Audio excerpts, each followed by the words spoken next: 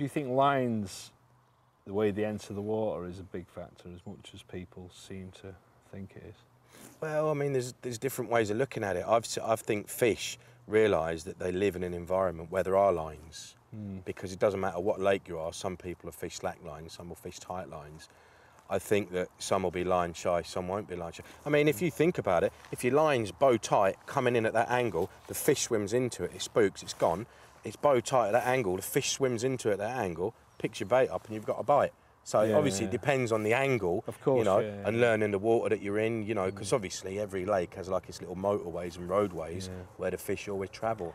You see, from a practical point of view, I've never been really scared of using tight lines. I suppose scared's another thing. It's not stopped me from catching, and I tend to use lines a lot tighter than. Yeah. You use big leads as well, don't you? Yeah, I use big leads. That's caught me so many fish. If someone is struggling, I did it recently. There was a guy on one of the waters on Bluebell. He came up to me. I get it a lot. He came up. He says, "I'm sorry to bother you, Frank." He says, "But I've got a problem. I've done 32 nights. No fish." And his wife had left him over this because he'd been really fishing left him? Yeah, she bailed out. Yeah. Sad, she bailed out. Yeah. What? Because he was blanking, or? No.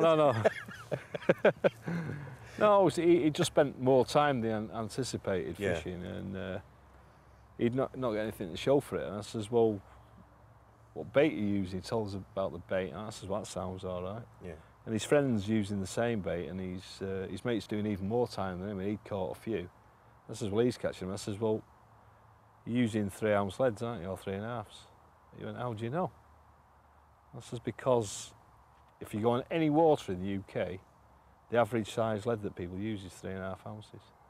Because it seems to match a 3.5 pound test curve rod in the mind. Yeah. The problem is, the fish are seeing it all day, every day, that same scenario.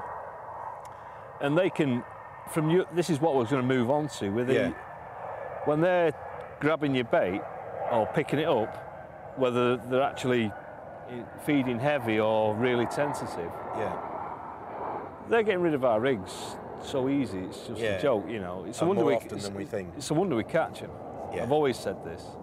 And basically, if you were to know how many times they're stripping the baited area and just cleaning you out completely, and having your rig in several times, that's the last thing to go in normally, in my opinion. It always is. Yeah.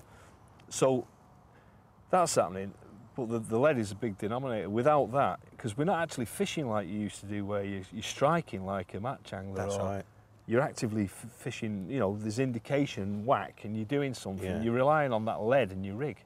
Totally. You know, without a decent rig or the lead working for you, you're up against it. Yeah, I think you're right, but I think what